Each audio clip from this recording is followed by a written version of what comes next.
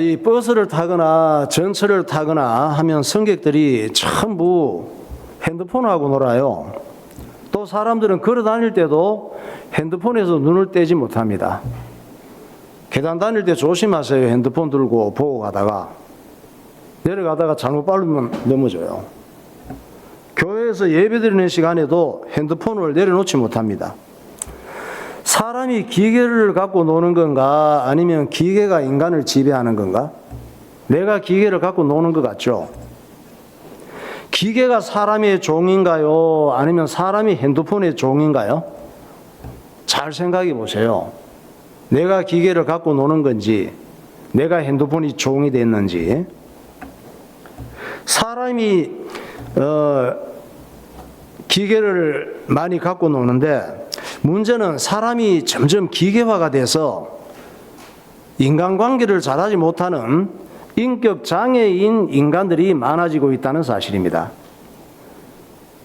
사람이 기계만 하고 놀다가 보니까 기계처럼 감정 교류가 안 돼요. 기계는 감정을 주고받지 못하잖아. 사람도 서로 감정 교류가 안 돼. 기계하고 많이 놀다가 보니까 소통이 안 돼. 얘기도 안 되고 알아듣지도 못하고 지하고 싶은 말만 하고 이래서 불행한 일이 많은 거예요. 그게 인격 장애가 된 거예요. 지금 시대를 AI 시대라 그러잖아요. 휴머노이드 시대, 로봇 시대라고 얘기를 해요. 그러니까 핸드폰이나 로봇은 나를 왕으로 만드는 괴물들이에요. 왜 괴물이야? 내가 왕 되면 좋지. 나를 왕으로 만들려면 내가 왕 되면 어디 딴 데서는 왕이 못 되는데 내 기계가 나를 왕으로 모시면 좋은 거 아니야? 왕 되면 좋잖아. 이렇게 생각할 수 있죠. 핸드폰이나 로봇은 지가 마음에 안 든다고 사람한테 대드는 법이 없어요. 여러분 핸드폰 그냥 내팽개쳤다고 핸드폰이 막 정신 차리고 일어나서 막 대들어요? 그런 거 없잖아. 그래서 몇 년 후에는 결혼도 로봇하고 하게 될 거래요. 로봇하고 결혼하면 로봇이 내가 바라는 걸 다 해주기 때문에 참 좋대요.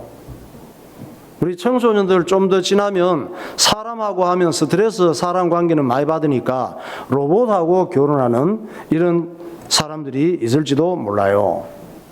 로봇은 나를 속상하게 하는 일이 없대. 미인 로봇 한번 봐요. 네, 저 로봇이에요. 아직 남자 로봇은 목사님이 못 봤어. 여자 로봇은 나왔어요. 앞으로 로봇이 사람보다 더 많게 될 수도 있대요. 다니다 보면 저게 사람인지 로봇인지 잘 몰라. 얘기해보고 감정 교류가 안 되면 로봇이야. 화도 안 내고 그리고 스트레스도 안 받고 그러면 로봇이에요. 사람들은 자기 마음에 안 들면 화내잖아요. 화내고 삐지고 욕하고 우리가 늘 당하는 일들이잖아요. 싸우고. 그래서 인간관계를 할 때는 조심해야 돼요. 상대방 마음도 알아줘야 되고 기분도 맞춰줘야 되고 이해도 해야 되고 배려도 해줄 줄 알아야 되고 신경 쓰고 조심할 게 많아요. 안 그러면 싸워요. 험한 소리 듣고 막 욕하고 그렇단 말이에요. 그래서 서로 좋게 지내려면 서로 잘 맞추고 눈치 볼 일이 많은 거예요. 그런데 핸드폰이 진화해서 나타난 로봇하고 살면은 이 로봇은 나를 항상 왕처럼 섬겨요. 로봇은 언제 삐질까? 로봇은 언제 욕하고 화내요? 삐지라고 해야지 삐져요. 야, 로봇 이름을 붙이겠지. 로봇 이름이 예지야. 아까 그 미인 로봇 이름이 예지야. 야, 예지야, 너 너무 지금 나한테 잘해주기만 하는데 화 좀 내. 너도 좀 삐지면 재밌겠어. 너 좀 삐져봐. 이러면 로봇이 묻습니다. 네, 알겠습니다. 지금부터 삐지려고 하는데 얼마나 삐질까요? 좀 많이 삐져. 그러면 네, 알겠습니다. 많이 삐져. 많이 삐지는데 어떤 형식으로 삐질까요? 또 물어요. 그러면 주문한 대로 삐지는 거야. 너 화 안 내니까 재미없어. 화 좀 내. 그러면 네, 알겠습니다. 지금부터 화내겠습니다. 화를 얼마나 낼까요? 이런 식으로 낼까 저럴까 결제받고 화를 내요. 욕하라고 하는 것도 욕하라고 해야지 욕을 해. 우리는 그냥 욕하잖아. 마음에 안 들고 화나면. 근데 너 화 안 나냐? 욕 좀 해. 그러면 네 알겠습니다. 욕하겠습니다. 욕을 얼마나 어떤 식으로 할까요? 험한 욕 할까요? 약한 욕 할까요? 물어갖고 결정받고 한다니까. 그러면 정말 인간은 왕처럼 되고 로봇은 종이 된 거냐? 아니에요. 사실은 인간이 로봇의 통치를 받고 로봇만 의지하고 살아가는 사람이 로봇의 종이 된 거예요. 내 영혼을 로봇이 뺏어간 거예요. 내 손에 핸드폰이 있잖아요. 우리가 다 핸드폰 갖고 있잖아. 내 손에 핸드폰이 있고 이 핸드폰을 내 마음대로 할 수 있다고 내 핸드폰이 물론 내 핸드폰이지 내 마음대로 할 수 있다고 내 핸드폰이 내 종인가? 아니에요. 내가 핸드폰의 종이 된 거예요. 핸드폰이 우상이 된 현장 모습 한번 봐요. 전천한 모습이에요. 전부 다 핸드폰을 사랑하고 핸드폰을 쳐다보면서 핸드폰을 갖고 놀고 있잖아. 핸드폰이든 로봇이든 기계의 종이 되면 안 되는 거예요. 사람이 기계한테 매력을 느끼고 기계가 주는 재미에 빠지면 안 돼요. 마귀가 하는 일은 사람을 망하게 하는 재미에 빠지게 만들어서 하나님과 멀어지게 하는 거예요. 사람을 망하게 하는 재미가 많아요. 사람을 망하게 하는 재미에 빠지게 만들어서 하나님을 만나지 못하게 하는 것이 마귀 역사예요. 여러분은 생각해 보세요. 내가 어떤 재미에 많이 빠져서 살아가고 있는지. 첫사람 아담 하와에게 선악과를 먹으면 너도 하나님같이 된다고 유혹했습니다. 네 마음대로 네 재미있게 살거야. 하나님 말씀을 불순종하고 네 마음대로 살아. 이 말이지. 노아 홍수 이후에 바벨탑을 건축할 때 뭐라고 했습니까? 네가 하나님처럼 높아지라고 충동질했습니다. 마귀의 역사예요. 오늘날의 선악과, 오늘날의 바벨탑은 핸드폰이에요. 오늘날의 선악과 오늘날의 바벨탑, 나를 망하게 하는 것은 컴퓨터가 될 수도 있어요. 좋은 기능을 잘 사용하면 좋은데 이 컴퓨터를 통해서 내 인생을 망가뜨리는 지식을 습득하고 영향을 받을 때가 많단 말이에요. AI, 로봇 문명. 우리는 이런 시대에 살면서 이런 문명에게 내 영혼을 팔면 안 되는 거예요. 내 영혼은 예수님께 붙잡혀서 예수님을 따라가고 예수 믿는 재미를 알고 예수님의 다스림을 받을 때 멸망하지 않고 영생을 얻게 되는 거예요. 그래서 하나님께서 육체와 세상 문명에 빠지지 말고 예수님의 영, 성령을 따라가라고 말씀하시는 거예요. 우리가 가까이 할 것이 많이 있지만 뭘 가까이 하래요? 하나님을 가까이 하라고 말씀하시는 거예요. 이 시간 예배 시간이 하나님을 가까이 하는 시간이에요. 갈라디아서 5장 16절부터 말씀하잖아요. 내가 이르노니 너희는 성령을 따라 행하라. 그리하면 육체의 욕심을 이루지 아니하리라. 육체의 소욕은 성령을 거스르고 성령은 육체를 거스르나니 이 둘이 서로 대적하므로 너희가 원하는 것을 하지 못하게 하려 함이니라. 하나님께 가까이 함이 내게 복이라. 내가 주 여호와를 나의 피난처로 삼아 주의 모든 행적을 전파하리이다. 그런즉 너희는 하나님께 복종할지어다. 마귀를 대적하라. 그리하면 너희를 피하리라. 하나님을 가까이 하라. 그리하면 너희를 가까이 하시리라. 죄인들아 손을 깨끗이 하라. 두 마음을 품은 자들아 마음을 성결하게 하라. 사람은 어딘가에 미쳐 산단 말이에요. 나는 어디에 미쳐 사느냐? 사람은 어쩔 수 없이 감정과 인격을 갖고 있기 때문에 어딘가 몰두하고 집착하고 살 수밖에 없어요. 제일 많이 미치는 것이 돈이에요. 돈에 미치지 말고 게임에 미치지 말고 핸드폰에 미치지 말고 세상 재미에 미치지 말고 예수님을 귀하게 생각하고 예배의 기쁨을 배우고 주의 일하는 재미의 매력을 느끼고 살아가는 복된 인생이 되시기를 예수 이름으로 축원합니다. 그러니까 우리는 뭔가를 선택하고 따라가야 돼요. 내 마음과 생각, 내 인생이 무엇을 따라갈 것이냐? 내가 어떤 걸 중요하게 생각하고 선택하고 순종하며 살 것이냐. 잘 될 사람, 복 받을 사람, 은혜 입을 사람, 은혜 입은 사람은 예수님을 따라가고 하나님 말씀을 순종하며 사는 사람이에요. 하나님께서는 우리가 죄와 마귀에게 순종하며 내 좋은 대로 살다가 망하는 인생이 될 수도 있고, 하나님께 순종하며 살다가 의롭게 되고 영생의 복을 누릴 수도 있다고 말씀하십니다. 로마서 7장 16절에 말씀하셔요.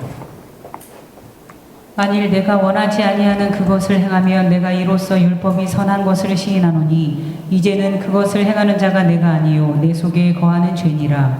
내 속 곧 내 육신에 선한 것이 거하지 아니하는 줄을 아노니 원함은 내게 있으나 선을 행하는 것은 없노라. 내 속사람으로는 하나님의 법을 즐거워하되 내 지체 속에서 다른 법이 내 마음의 법과 싸워 내 지체 속에 있는 죄의 법으로 나를 사로잡는 것을 보는도다.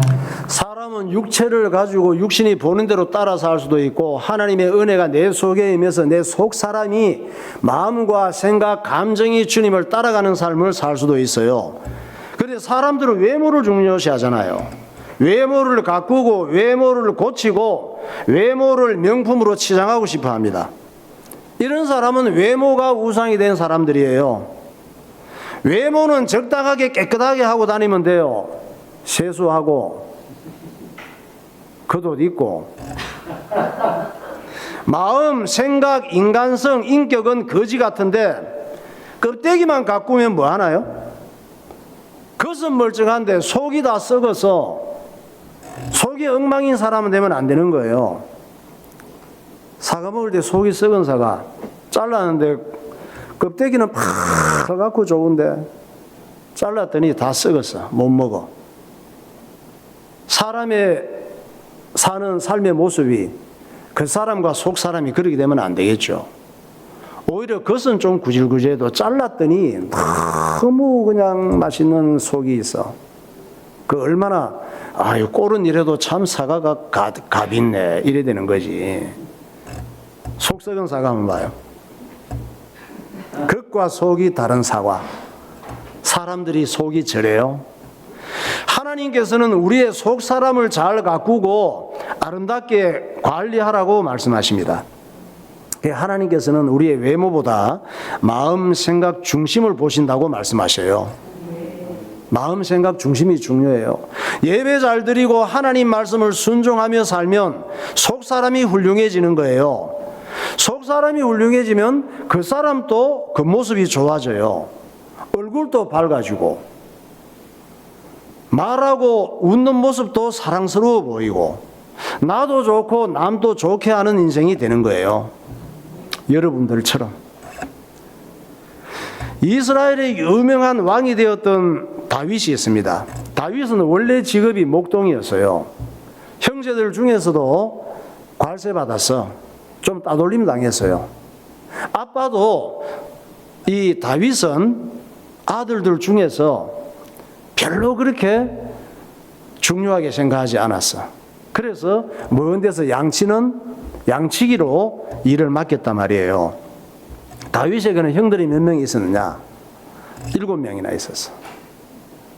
목사님 어릴 때 시대에도 형제들이 많았어요. 우리 목사님 형수님은 형제가 12남매야. 목사님네도 6남매고. 지금은 1명이고 2명이고 많으면 3이고 우리 보민에는 4이고. 그런데 옛날에는 형제들이 되게 많았어요. 다윗에게는 형들이 7명이나 있었어. 형들은 다 잘생겼어요. 다윗보다. 형들의 외모는 다 키도 크고 잘생겨서 많은 사람들이 부러워했습니다. 사무엘도 제일 큰 형을 봤을 때 이야 이 사람 왕감이다 왕감. 딱 봤어요 처음에. 그런데 하나님께서는 속사람이 훌륭한 다윗을 왕으로 선택하십니다. 사무엘상 16장에 말씀하셔요.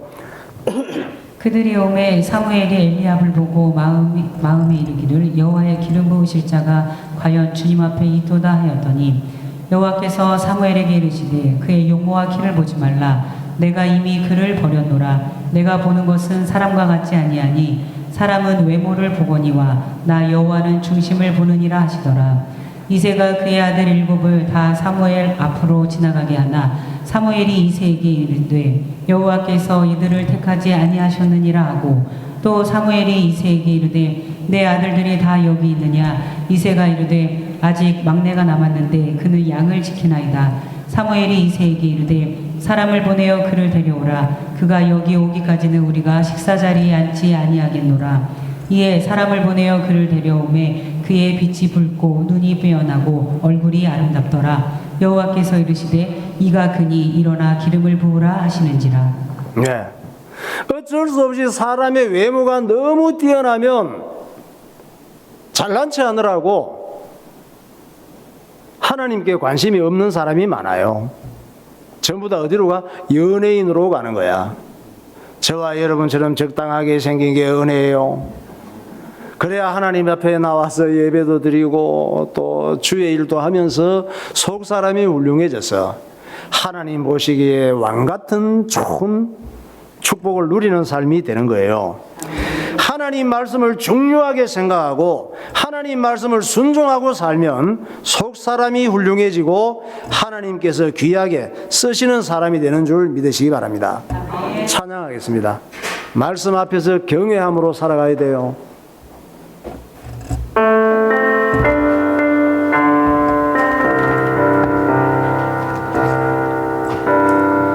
말씀 앞에서 경외함으로 주께 홀로 섭니다. 생명의 말씀 읽고 순종해. 생명의 말씀 읽고 순종해.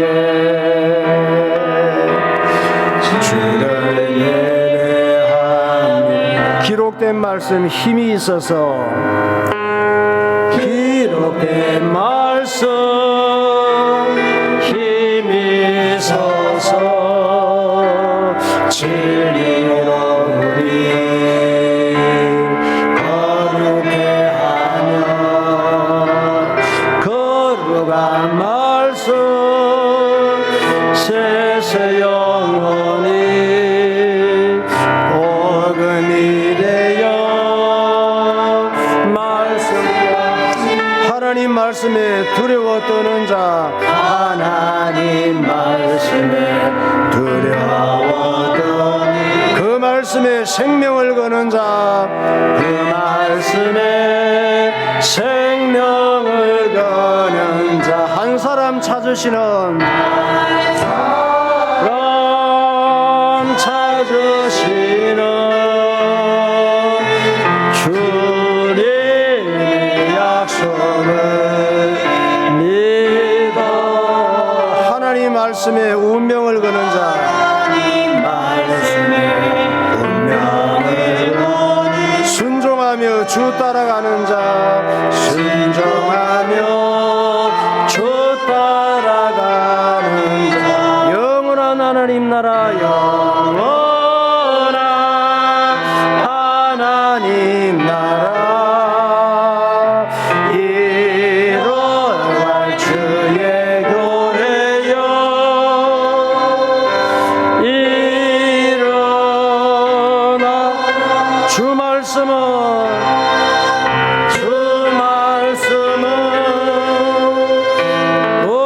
우리를 구원해 이르는 죄인이 목숨과 내 뜻 다해 그 말씀에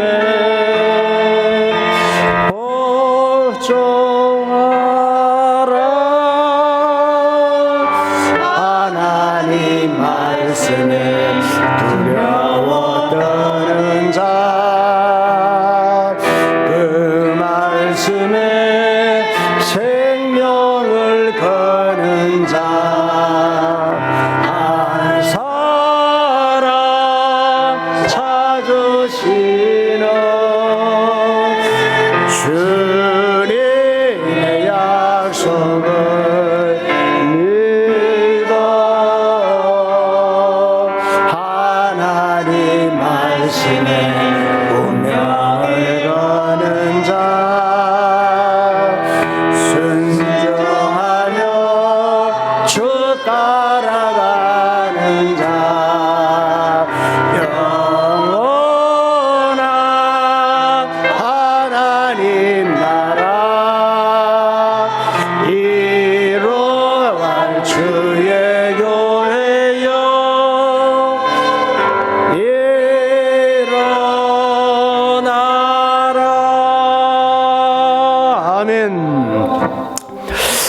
여러분이 현대 문명을 일으킨 과학자들 중에는 누구요?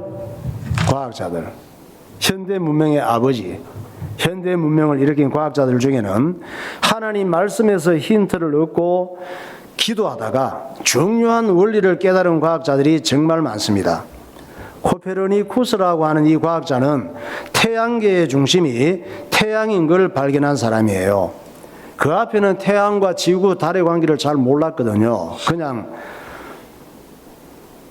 눈 뜨면 살고, 화장실 가고, 밥 먹고, 싸고, 밤이 되면 자고 이러고 살았지. 그래 코페르니쿠스가 태양계의 중심이 태양이구나 이걸 발견하고, 이 발견은 시간, 계절, 낮, 밤을 이해하고 정리하는 데 큰 역할을 했습니다. 그가 별을 관찰하게 된 배경은 창세기 1장을 읽다가 별을 관찰하게 됐어요. 또 외과 의사로서 인류 최초로 마취제 물질을 발견한 심슨도 창세기 2장을 읽다가 힌트를 얻었습니다. 하나님께서 성경을 읽는데 깨닫는 지혜를 주신 거예요. 하나님 말씀 두고 성경 읽으면 하나님의 지혜가 생깁니다. 심슨이 창세기 2장을 읽는데 하나님께서 아담을 잠들게 해놓고 갈빗뼈를 취하셨잖아. 이건 일시적으로 잠들게 하는 물질이 있다는 걸 알려주시는 게 아닐까? 그때부터 하나님 앞에 지혜를 달라고 계속 기도하고 연구하다가 발견한 물질이 클로로프롬이에요. 이게 마취제입니다. 그러니까 코페르니쿠스와 제임스 심슨은 창세기 1, 2장을 읽을 때 하나님께서 지혜를 주셨어. 오늘 우리가 수술할 때 또 세상에서 살아갈 때 시간, 계절 이런 것들을 전부 다 관리하는 데 중요한 그 원리를 발견한 거예요. 성경 말씀 창세기 그들이 읽다가 감동을 받고 기도한 성경 보세요. 창세기 1장부터. 하나님이 이르시되 하늘의 궁창에 광명체들이 있어 낮과 밤을 나누게 하고 그것들로 징조와 계절과 날과 해를 이루게 하라. 하나님이 두 큰 광명체를 만드사 그 광명체로 낮을 주관하게 하시고 작은 광명체로 밤을 주관하게 하시며 또 별들을 만드시고 여호와 하나님이 이르시되 사람이 혼자 사는 것이 좋지 아니하니 내가 그를 위하여 돕는 배필을 지으리라 하시니라. 여호와 하나님이 아담을 깊이 잠들게 하시니 잠들매 그가 그 갈빗대 하나를 취하고 살로 대신 채우시고 여호와 하나님이 아담에게 취하신 그 갈빗대로 여자를 만드시고 그를 아담에게로 이끌어 오시니 아담이 이르되 이는 내 뼈 중에 뼈요 살 중에 살이라. 이것을 남자에게서 취하였은즉 여자라 부르리라 하니라. 아멘. 예배 시간에는 온몸이 마비가 된 듯이 집중해야 돼요. 하나님 말씀 듣는데 오늘 본문의 주인공인 삼손은 두 가지의 모습을 보여주는 인물이에요. 한 가지는 예수님이 하시는 역할을 보여주고 또 한 가지는 죄인된 우리의 모습을 보여줍니다. 오늘 본문은 삼손이 예수님이 하시는 역할을 보여줘요. 삼손이 하루는 블레셋 나라의 수도인 가사에 갔습니다. 왜? 가사에 왜 갔어요? 창녀 만나서 창녀하고 자려고. 삼손이 창녀 만나려고 갔던 블레셋의 가사는 어디냐? 지금 또 이스라엘과 맨날 싸우고 있는 팔레스타인의 가자 지구가 블레셋 구약시대의 가사였어요. 그 가사가 지금 가자 지구라 그래요. 가자 지구 한번 봐요. 성경에 예루살렘이 있죠. 이스라엘 나라가 있고 하얀 거는 이스라엘 나라 경계예요. 옆에 요르단, 시리아 지금 저쪽에 전쟁하고 있잖아요. 가자 지구가 있죠. 지금 저 가자 지구가 삼손 시대의 가사라 그랬어요.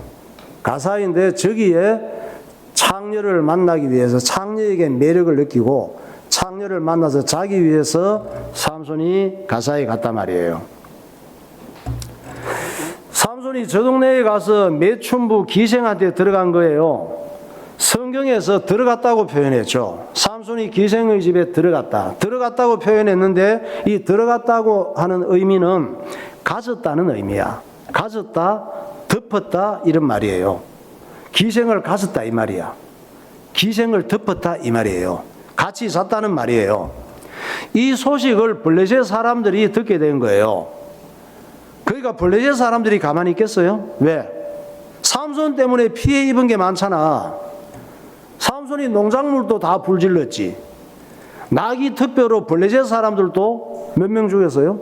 1000명이나 죽였지. 분해서 이를 갈고 있었어. 이놈의 새끼 만나면은 갈아먹을 거야. 그러면서 이를 갈고 있었어. 그래서 이참에 삼손이 자기 동네로 왔거든. 삼손을 죽이려고 떼거리로 몰려온 거예요. 사사기 16장 1절에서 말씀합니다.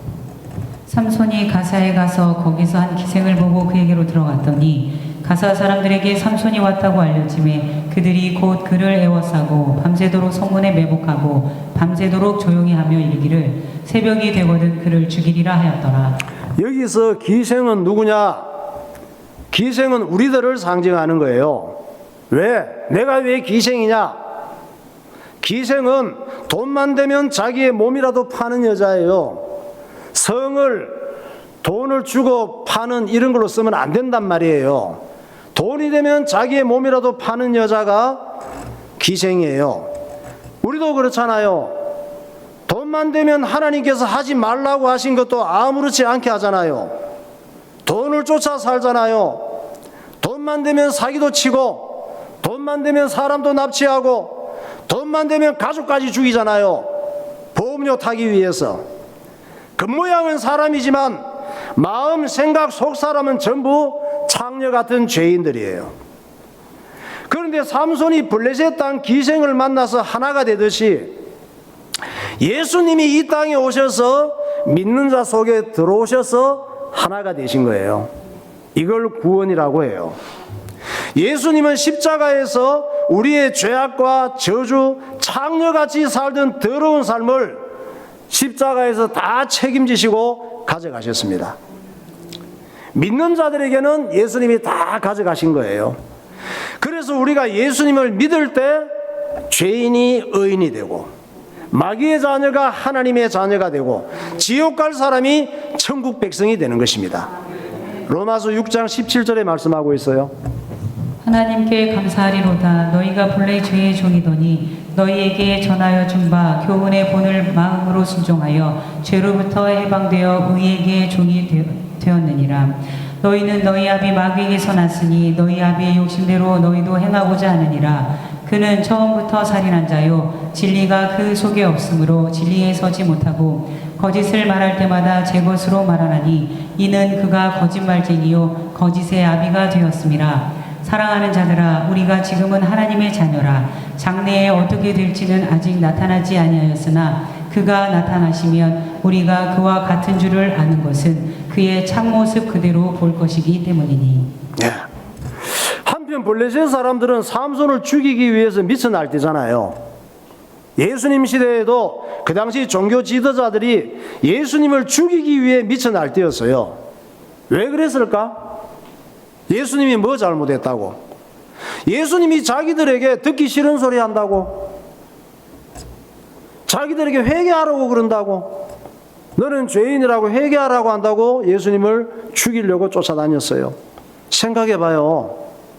병원에 가서 MRI, CT 이런 거 검사를 했는데 의사가 나한테 당신 대장암이 심각하니까 수술해야 살 수 있습니다. 이렇게 하면 듣기 싫다고 하면 돼요? 의사가 듣기 싫은 소리하고 하기 싫은 수술하라고 한다고 의사를 죽이겠다고 나대면 될까요? 블레셋 사람들이 삼손을 새벽에 죽이려고 깊이 잠들기만 기다리며 매복하고 있었습니다. 그런데 세상에 삼손이 새벽에 갑자기 벌떡 일어나더니 블레셋 성의 문짝들을 뽑아가지고 전부 어깨에 메고 가나안 땅 헤브론으로 가는 거예요. 사사기 16장 2절부터 말씀합니다. 가사 사람들에게 삼손이 왔다고 알려짐에 그들이 곧 그를 애워싸고 밤새도록 성문에 매복하고 밤새도록 조용히 하며 이르기를 새벽이 되거든 그를 죽이리라 하였더라. 삼손이 밤중까지 누워있다가 그 밤중에 일어나 성 문짝들과 두 문설주와 문빗장을 베어 가지고 그것을 모두 어깨에 메고 헤브론 앞산 꼭대기로 가니라. 삼손이 미쳤나? 갑자기 새벽에 일어나서 왜 저런 짓을 했을까? 왜 문 기둥을 막 뽑아가지고 저렇게 헤브론으로 가? 사람들이 죽이려고 블레셋 사람들이 다 모여있고 하는데 새벽에 죽이려고 하는데 갑자기 벌떡 일어나서 저를 뽑아들고 그냥 블레셋에서 아까 지도 봤죠? 이스라엘 헤브론까지 가는데 블레셋 가사에서 이스라엘 헤브론 땅까지는 거리가 얼마나 되는지 알아요? 모르지. 목사님은 알아요. 연구를 했거든. 60km 정도 돼요. 상당히 멀죠? 60km면? 얼마나 힘들었을까, 그거 메고 가는데. 그러니까 삼손이 가사에서 성읍의 문짝, 블레셋 성읍의 문짝을 뽑아서 이스라엘 땅 헤브론으로 옮긴 사건은 무슨 의미냐? 블레셋을 멸망시켰다 이 말이에요. 블레셋을 멸망시키고 죽였다는 걸 의미합니다. 가사와 헤브론 지도 한번 봐요. 저 블레셋 가사 있죠? 여기가 가사잖아. 지금 가사 지구예요. 거기서 이스라엘 헤브론 그까지는 한 60km 정도가 된단 말이에요. 왜 쓸데없이 블레셋 땅에 있던 성 문짝을 뽑아서 이스라엘 땅으로 옮겼을까? 뭘 얘기해 주고 싶을까 하나님께서? 이것은 우리 속에 있는 창녀 같은 죄악들을 전부 죽이고 우리를 뿌리채 뽑아서 예수님께로 옮긴 것을 보여주는 거예요. 예수 믿는 사람은 멸망할 자리에서 예수님께로 멸망할 자리에서 뽑혀서 예수님께로 옮겨진 사람들이 그리스도인인 줄 믿으시기 바랍니다. 죄와 마귀가 아무리 예수님을 죽이려고 하고 우리들을 멸망시키려고 해도 우리가 예수 믿고 구원받은 걸 막을 수가 없는 거예요. 예수 믿으면 내가 당할 모든 죄와 저주와 멸망이 뿌리째 뽑혀서 옮겨지는 거예요. 시편 103편 10절부터 말씀합니다. 우리의 죄를 따라 우리를 처벌하지는 아니하시며 우리의 죄악을 따라 우리에게 그대로 갚지는 아니하셨으니 이는 하늘이 땅에서 높음같이 그를 경외하는 자에게 그의 인자하심이 크심이로다. 동이 서에서 먼 것 같이 우리의 죄가를 우리에게서 멀리 옮기셨으며 내가 진실로 진실로 너희에게 이르노니 내 말을 듣고 또 나 보내신 이를 믿는 자는 영생을 얻었고 심판에 이르지 아니하나니 사망에서 생명으로 옮겼느니라. 우리의 죄와 저주와 영원한 멸망을 동에서 뽑아서 서로 옮기듯이 죄를 옮겨버렸다 이 말이에요.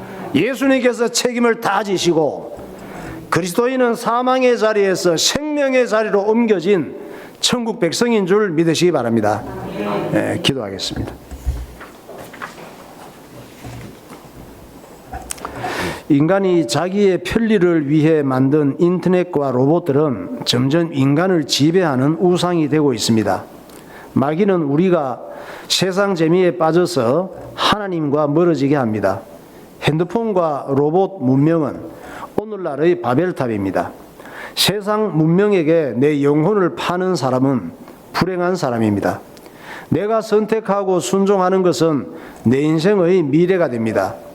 내가 좋은 대로 사는 것은 죄를 따라가는 것이고 마귀에게 속는 삶이 됩니다. 예수님을 따라가고 하나님의 말씀을 순종하며 사십시오. 예수님을 따라가고 예수님의 다스림을 받을 때 멸망하지 않고 영생을 얻게 됩니다. 하나님께서는 우리의 속사람을 중요하게 여기라고 말씀하십니다. 예수님은 블레셋의 창녀 같은 내 안에 들어오셔서 나를 의롭게 하시고 구원해 주셨습니다. 하나님 아버지, 소망이 없었던 우리에게 예수 그리스도를 보내주심을 감사합니다. 내가 예수님을 믿음으로 하나님의 자녀가 되고 천국 백성이 되게 하심을 감사합니다. 통성으로 기도하겠습니다. 할렐루야. 거룩하신 하나님 아버지, 은혜와 사랑을 감사합니다. 블레셋 같은 이 땅에서 창녀 같은 인생을 살고 있던 우리들에게 예수님께서 이 땅에 찾아오셔서 우리 속에 들어오시고 예수님을 믿음으로 하나님의 자녀가 되고 천국 백성이 되고 성령의 인도받는 삶이 되게 하여 주심을 감사합니다. 성령께서 지혜를 허락하여 주셔서 날마다 이 은혜 속에 거하게 하시고 은혜를 삼하는 주의 백성들이 되게 하여 주옵소서. 성령의 충만함을 허락하여 주옵소서. 어둠을 분별할 수 있도록 인도하시고 하나님의 은혜 속에 승리하는 주의 백성들이 되게 하시고 예수님의 십자가 붙잡고 살아가는 하나님 백성들이 되게 하여 주옵소서. 예수님 이름으로 기도하옵나이다. 하나님 아버지, 은혜를 감사합니다. 벌리새처럼 죄가 난무하고 우상으로 가다간 이 땅에서 창녀같이 어두움과 저주와 돈이 되면 못하는 짓이 없는 모든 가지 팔 수도 있고 살 수도 있는 이 땅에서 창녀처럼 살아가는 우리들에게 예수님께서 이 땅에 찾아오시고 예수 믿는 우리 속에 들어오셔서 모든 죄와 저주와 더러운 것들과 실패와 멸망을 십자가에서 가져가시고 하나님의 자녀가 되게 하시고 천국 백성이 되게 하시고 예배하면서 살아가는 거룩한 사람이 되게 하여 주심을 감사합니다. 날마다 이 은혜를 기억하게 하시고 거룩한 것에 재미를 느끼고 하나님이 기뻐하시는 것에 매력을 느끼고 살아가는 복된 인생이 되게 하여 주옵소서. 예수 그리스도 이름으로 기도하옵나이다. 아멘.